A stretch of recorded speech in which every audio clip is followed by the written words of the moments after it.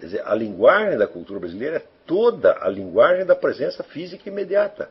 E ninguém pode pensar nada acima disso. Quer dizer, isso já é antigo no Brasil. Eu não conheço um país onde o mundo do ideal, como você o chama, e o mundo do real, como você também o chama, estejam tão separados quanto no Brasil.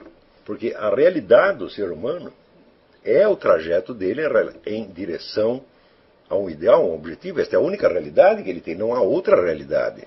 Está compreendendo? Agora, se, como acontece no Brasil, o que se chama de realidade é apenas o mundo, vamos dizer, da rotina mais acachapante e mais estúpida que você pode imaginar, tá certo? Então você já perdeu a guerra desde o início.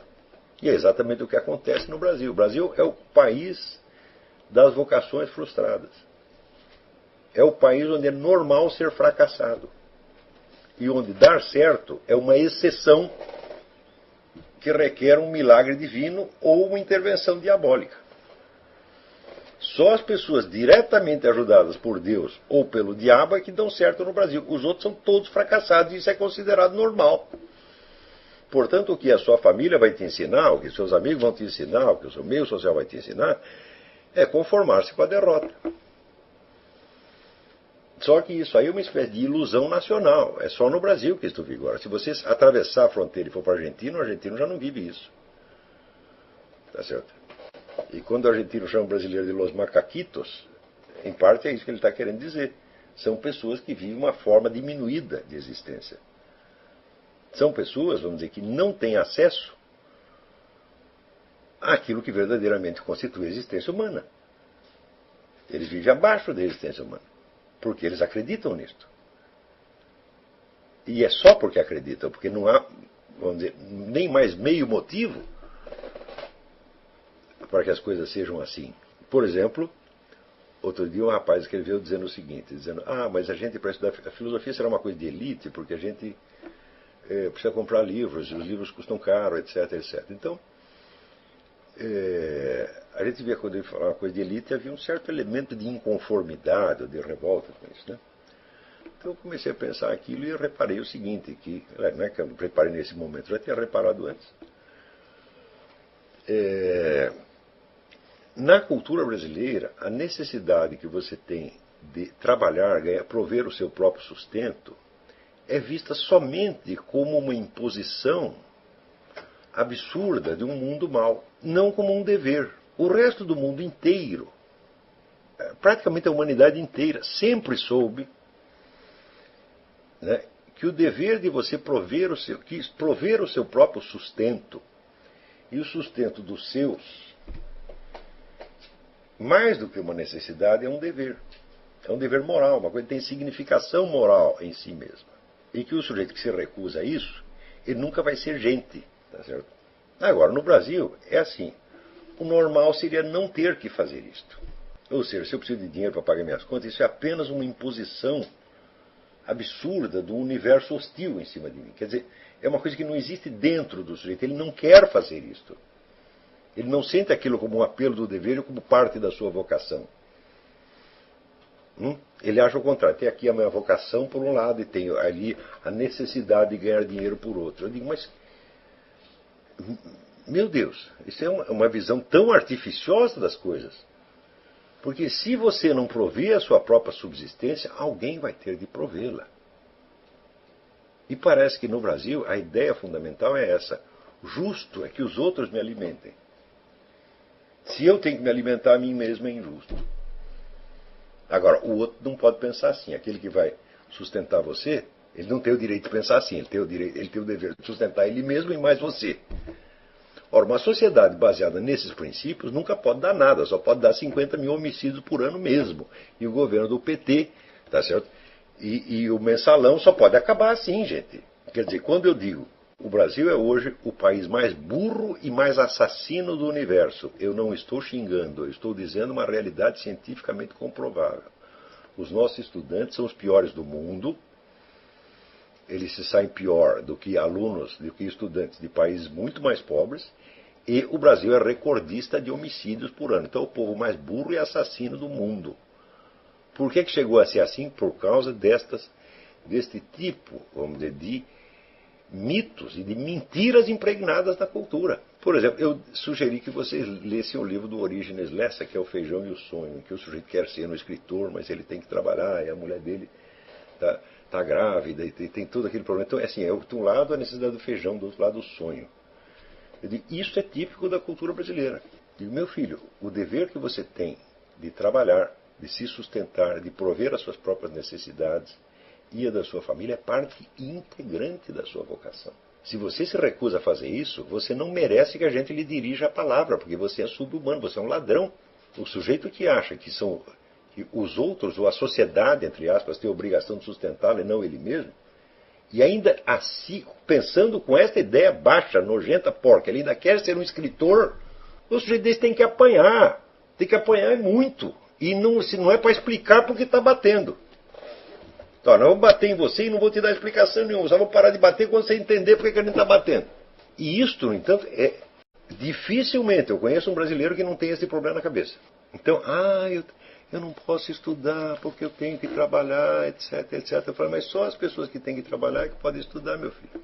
Em primeiro lugar, quantas horas você acha que você aguenta estudar por dia? Eu, que tenho prática de 40 anos desta coisa, mais de 40 anos, eu hoje consigo produzir razoavelmente uma vida de estudo 4 horas por dia. No começo você não aguenta mais de 1 ou 2. Portanto, você precisa apenas de 1 ou 2. E o que é que o seu trabalho tem a ver com isto? Nada. Porque se você tivesse o dia inteiro livre para estudar, você ia estudar quanto? 1 hora. E se você tem que trabalhar de dia e só tem de noite, você vai estudar quanto? 1 hora. Não vai fazer a menor diferença, meu filho. Quer dizer, tudo isto é baseado, vamos dizer, numa crença cultural que cria uma oposição entre as pessoas e a estrutura da realidade. Coloca elas numa situação de idealidade absurda. E como aquela idealidade não se realiza, elas acham que elas estão sendo vítimas. Eu, no começo da minha vida, tive muita sorte de ler Goethe. E Goethe era um sujeito que tinha toda uma ética do trabalho. Ele diz, olha, você tem que fazer o que é do seu dever fazer, meu filho. Você está entendendo? Ou seja, você tem que trabalhar, você tem que pagar suas contas, você tem que criar seus filhos, tem que fazer tudo isso aí. Não vem com essa história de que você é artista e não pode fazer isso. Porque os artistas que fugiram às suas obrigações, que tipo de gente são eles? Jean-Jacques Rousseau? É disso que você está falando? É Jean-Jacques Rousseau que você quer ser? Joga os filhos no orfanato para você poder fazer a sua carreira literária? Sua carreira literária vai ser uma merda como foi a Rousseau.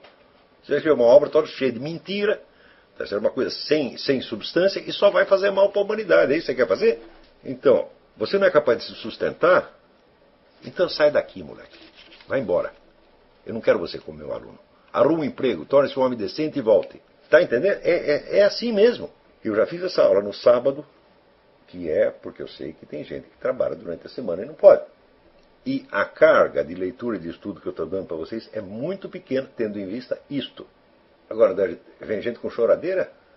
Só no Brasil que acontece isto, gente. Isto é uma marca da cultura brasileira. E vou dizer de onde veio essa marca. Eu vou ler um negócio aqui para vocês. Isso aqui é um depoimento feito pelo poeta Jorge de Lima, em 1942. Então ele está falando do movimento modernista. Para compreender, então, o modernismo, devemos recordar a influência do grande Graça Aranha, que foi, não há dúvida, o maior animador do movimento. Graça Aranha pretendia impor normas filosóficas à Revolução com a sua estética da vida. Pretendia que o homem brasileiro atingisse a unidade vencendo a natureza que o esmagava. Era chavão repetir, no Brasil só o homem é pequeno dentro da colossidade da natureza. Aconselhava o reformador que o homem brasileiro vencesse o terror, o medo metafísico, a compreensão subjetiva impregnada de supostos atrasos que a deturpavam. Aconteceu, porém, o contrário.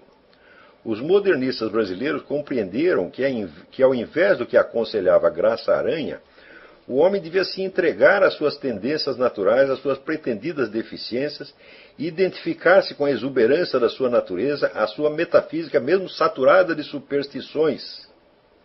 É esse amálgama de inferioridades.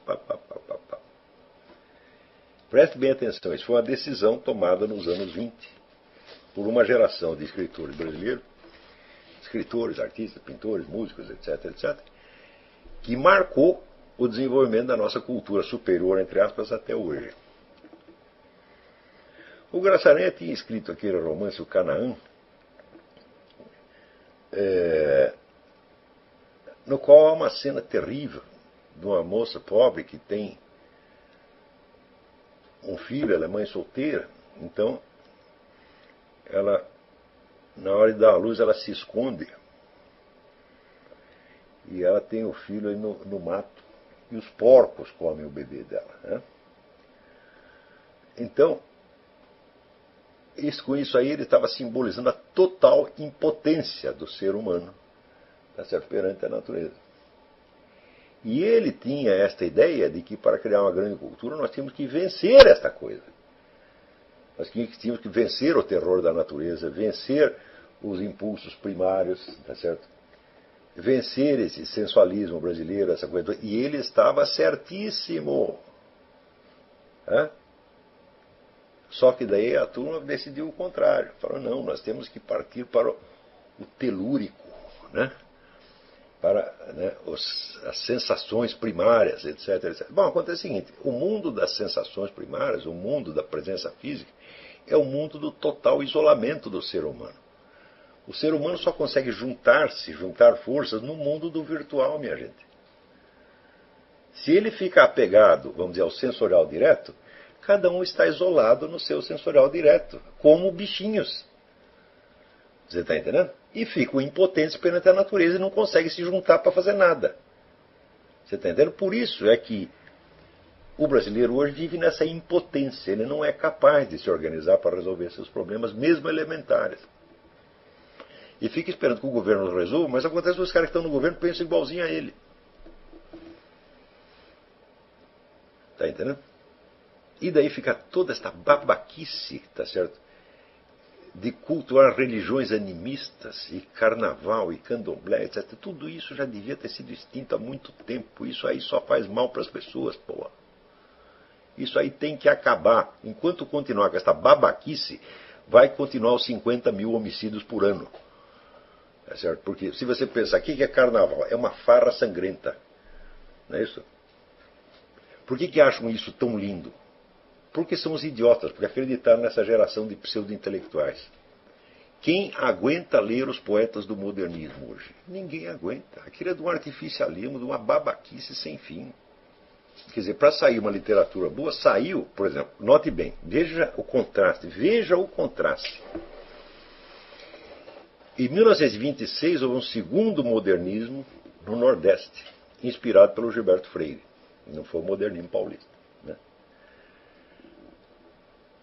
E dali saíram grandes escritores. Graciliano Ramos, Zé Lins do Rego. Né?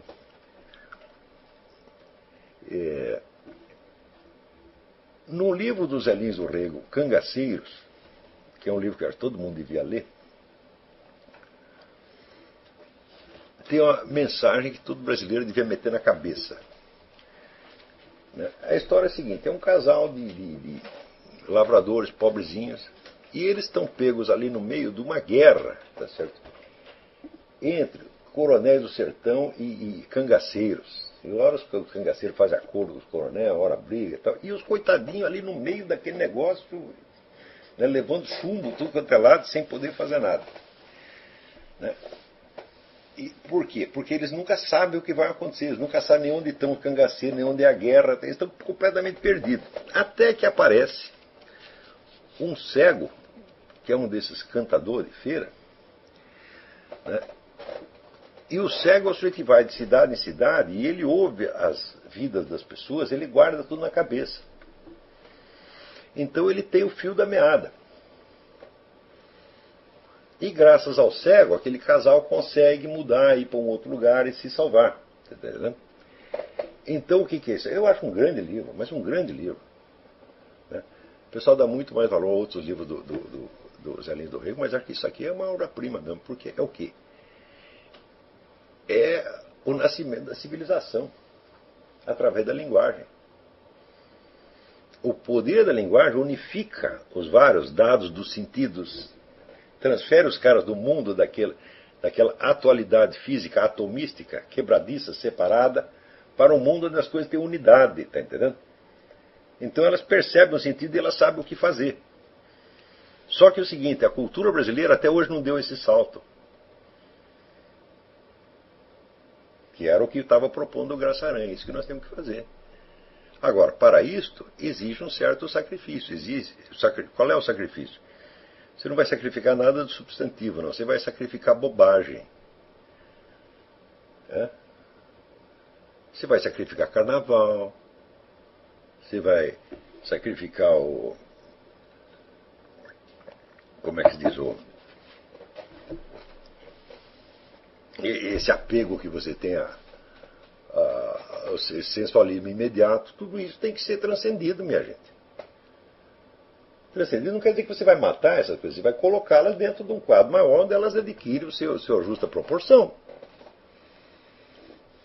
Então, senhor, quer dizer, o que você tem que fazer é passar do sensualismo imediato para o virtual.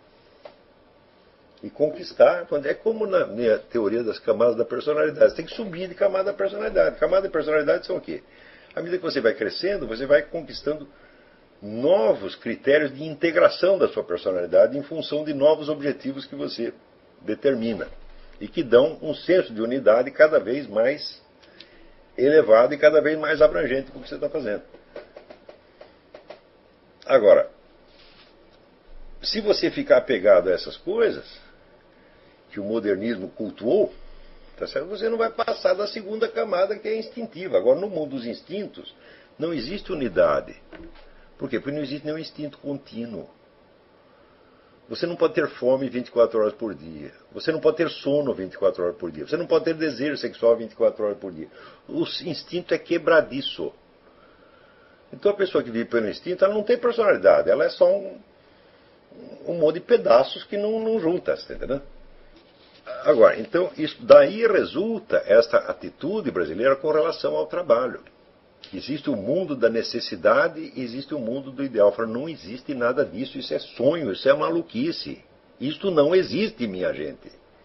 Os obstáculos, as dificuldades materiais, etc., elas são a substância do seu plano de vida. O seu plano de vida só faz sentido dentro disso.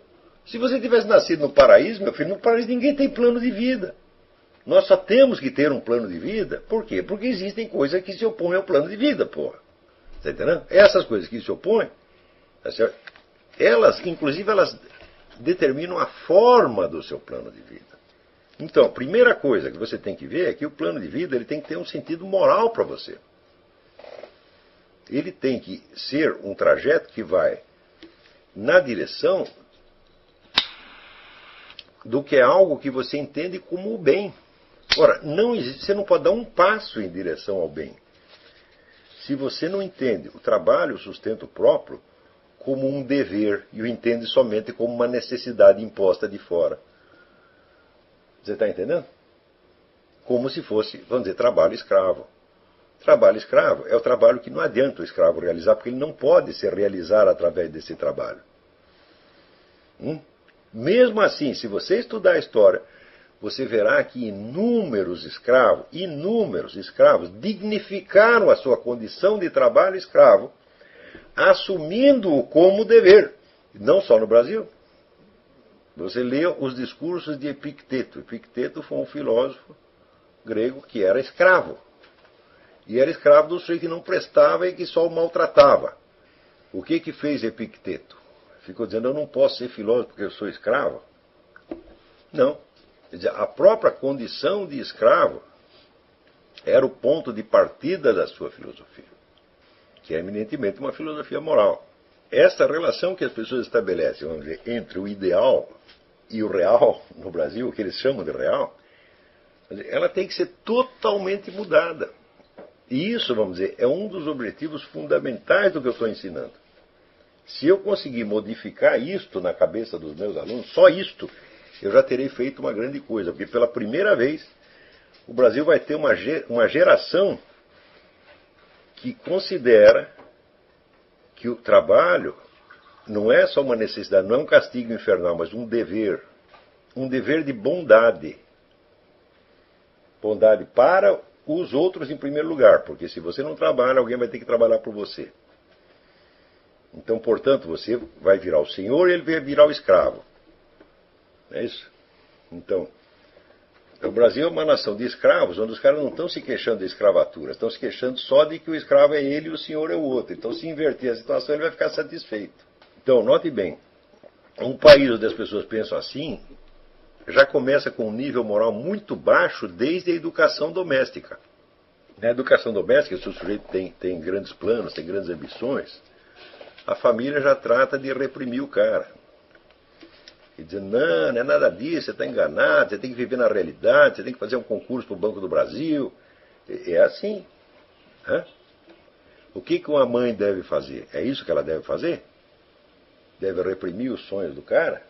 Não.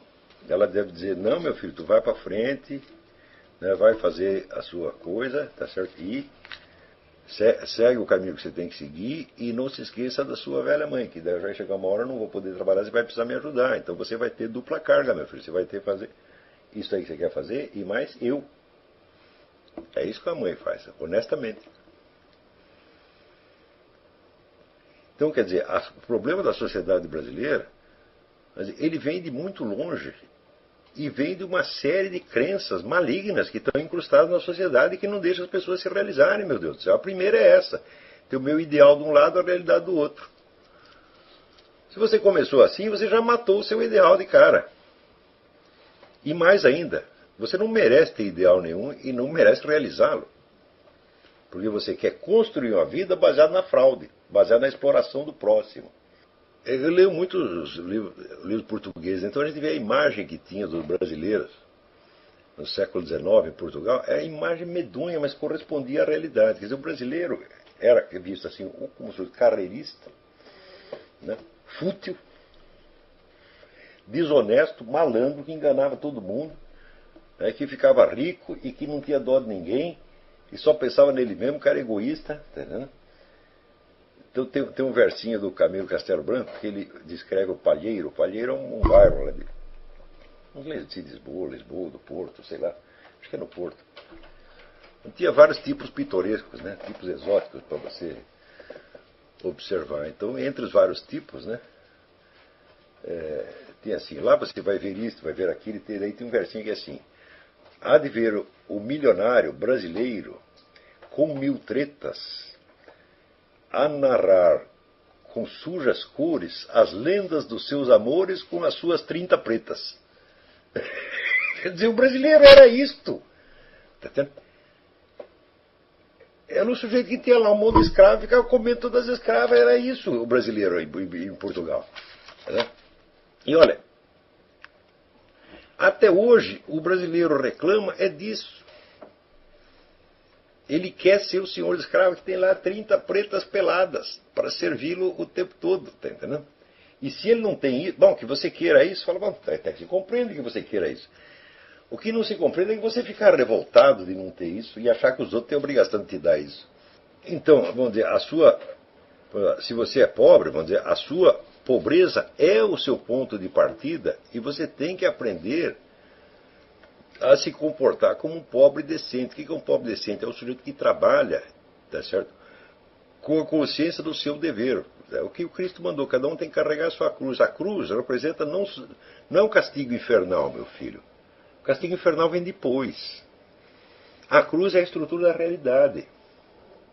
Se você não arca com a realidade, o que significa a tua idealidade? Significa somente uma futilidade, um peido mental. Tá certo? Então você mesmo se desvaloriza. Está compreendendo? Vamos. Olha aqui, qual livro você indica para quem deseja saber mais sobre a história da literatura no Brasil? Tem a coleção da história da literatura ocidental do Otto Maria Carpo. Existe algum livro tão bom, mas com conteúdo direcionado para a literatura brasileira? Olha, o Otto Maria Carpo, quando ele chegou no Brasil, uma das primeiras coisas que ele fez foi organizar a bibliografia da literatura brasileira. E ele publicou um livrinho que chama Pequena Bibliografia Crítica da Literatura Brasileira. Quando ele fez isso, ele não tinha lido todos aqueles livros. Ele fez a bibliografia para poder lê-los. Então ele foi procurando cada autor e os conceitos dominantes da crítica a respeito deles. E com isso organizou lá uma lista. Tem defeitos? Claro que tem defeitos. Tem coisa faltante? Tem coisa faltante.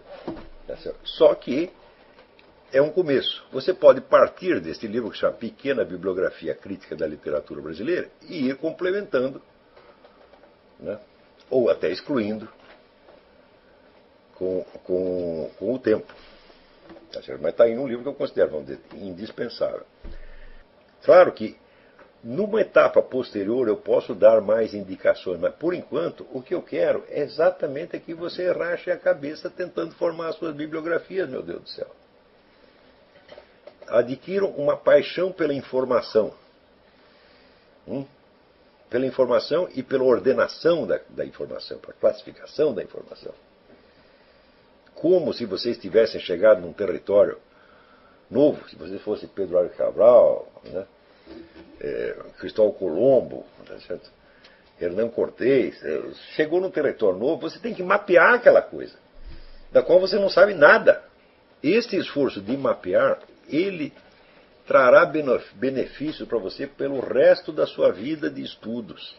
Quer dizer, você vai fazer listas e listas e listas de livros que talvez você jamais chegue a ter ou ler, mas você sabe que eles estão lá e qual é a importância deles por isso ou por aquilo. Se você pegar, por exemplo, um bom dicionário de filosofia, como esse do Ferrater Mora, tá certo? Que existe em português, ali ele te dá um monte de dicas. Não quer dizer que ele seja completo. E não quer dizer que tudo aquilo a que ele dá importância tem importância realmente, mas você é que vai formar esse critério ao longo do tempo. Não é eu que vou lhe dar pronto. O que eu posso lhe dar pronto, eu dou pronto.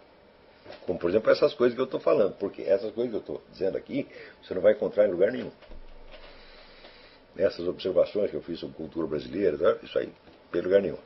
Esta dica que eu estou lhe dando sobre bibliografia, não tem nenhuma introdução à filosofia que vai lhe contar isso aqui. Por quê? Porque ninguém sabe, ao contrário, porque todo mundo sabe, pareceu tão óbvio que não precisou explicar para ninguém.